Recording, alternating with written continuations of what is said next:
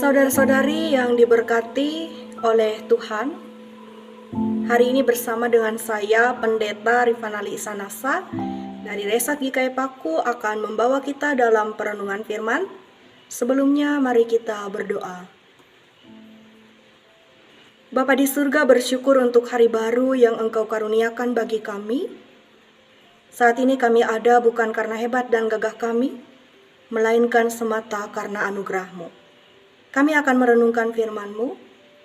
Kuasai kami dengan kuasa Roh Kudus-Mu, sehingga kami dapat mengerti, terlebih agar kami dapat dimampukan untuk menjadi pelaku dari firman-Mu. Pakailah hamba-Mu, agar dapat berkata-kata sesuai dengan kehendak Tuhan. Di dalam nama Yesus kami berdoa. Amin. Firman Tuhan yang diperhadapkan bagi kita sekalian terdapat di dalam kitab Ibrani pasal 10, ayat 26 hingga ayat yang ke-31. Berada di bawah perikop ketekunan. Demikianlah firman Tuhan. Sebab jika kita sengaja berbuat dosa, sesudah memperoleh pengetahuan tentang kebenaran, maka tidak ada lagi kurban untuk menghapus dosa itu. Tetapi yang ada ialah kematian yang mengerikan akan penghakiman dan api yang dahsyat yang akan menghanguskan semua orang durhaka. Jika ada orang yang menolak hukum Musa, ia dihukum mati tanpa belas kasihan atas keterangan 2 atau 3 orang saksi. Betapa lebih beratnya hukuman yang harus dijatuhkan atas dia, yang menginjak-injak anak Allah, yang menganggap najis darah perjanjian yang menguduskannya, dan yang menghina roh kasih karunia.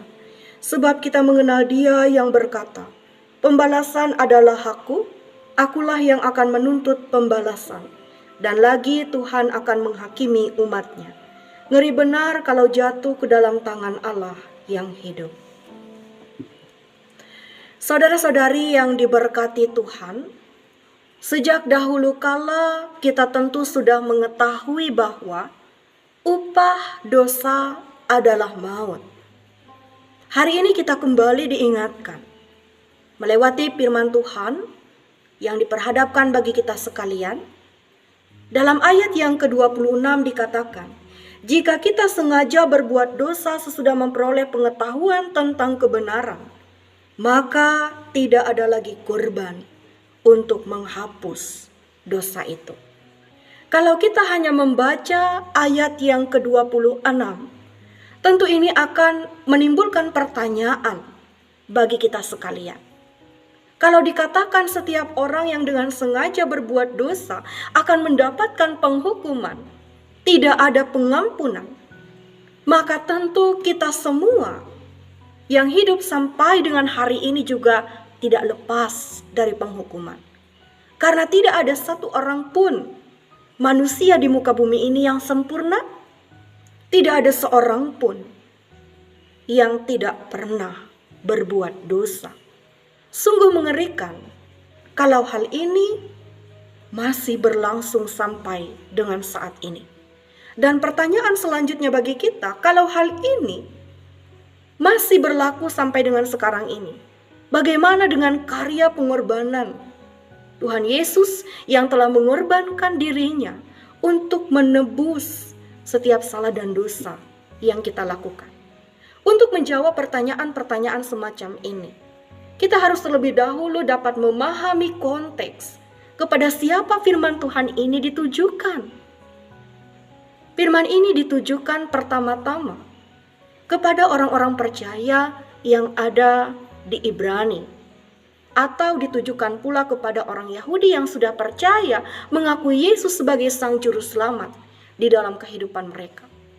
Dalam perjalanan hidup yang mereka tempuh, mereka diperhadapkan dengan berbagai tantangan dan pergumulan yang berat, yang seringkali dapat membuat mereka kehilangan pengharapan dan kembali kepada kepercayaan lama mereka, serta meninggalkan iman kepada Tuhan Yesus. Karena itu, firman Tuhan ini ditujukan dengan tujuan untuk memperingatkan orang-orang percaya pada zaman dahulu, supaya mereka tetap bertahan dalam iman mereka, supaya mereka tekun percaya kepada Tuhan Yesus dan supaya mereka tidak murtad atau meninggalkan kepercayaan mereka. Saudara-saudari yang diberkati Tuhan, ada hal lain juga yang kemudian akan menjadi pertanyaan bagi kita. Berkenaan dengan dosa yang dilakukan dengan sengaja. Kalau kita berbicara tentang dosa yang disengaja ini tidak hanya berbicara tentang dosa biasa. Sebagaimana dosa yang kita lakukan dalam kehidupan kita sehari-hari. Ketika kita marah, kita tahu itu adalah dosa. Ketika kita mencuri, kita tahu itu adalah dosa. Lebih daripada itu, dosa yang dimaksudkan adalah dosa yang jauh lebih besar lagi.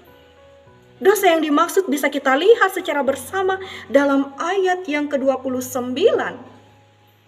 Dikatakan di sana, betapa lebih beratnya hukuman yang harus dijatuhkan atas dia yang menginjak-injak anak Allah, yang menganggap najis darah perjanjian yang menguduskan dan yang menghina roh kasih karunia.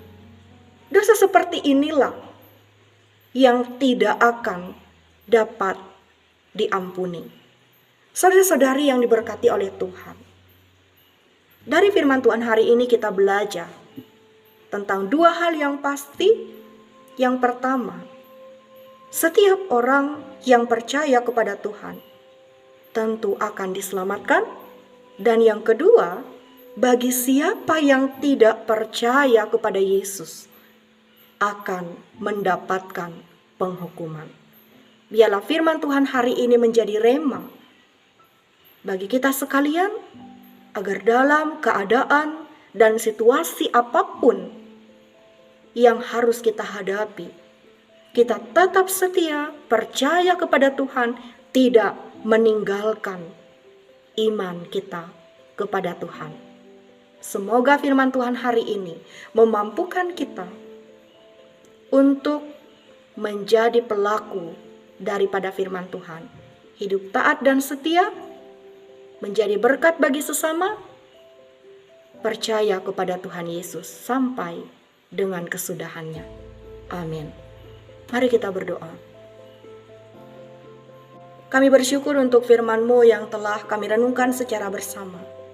Hari ini kami kembali diingatkan, agar sebagai orang yang percaya kepada Tuhan, kami dapat terus bertahan. Karena hanya dengan demikianlah, kami akan mendapatkan keselamatan di dalam kehidupan kami. Mampukan kami agar kami dapat menjadi pelaku daripada firman-Mu. Kami taat dan setia, kami dapat menjadi saksi-Mu di tengah-tengah dunia ini, sehingga semakin banyak jiwa yang kemudian juga menjadi percaya dan diselamatkan. Bapa di surga, kami pun juga datang dengan membawa keberadaan hidup kami, tugas tanggung jawab, pekerjaan dan pelayanan kami di tengah-tengah dunia ini, bukanlah hal yang mudah untuk dapat kami lakukan, jikalau kami hanya mengandalkan kemampuan kami sebagai manusia. Karena itu kami memohon agar berkat penyertaan pemeliharaan Tuhan boleh terus Engkau nyatakan, sehingga ketika kami mengandalkan Engkau, keberhasilan, berkat, damai sejahtera boleh terus menjadi bagian di dalam hidup kami. Di dalam nama Tuhan Yesus kami berdoa dan mengucap syukur. Amin.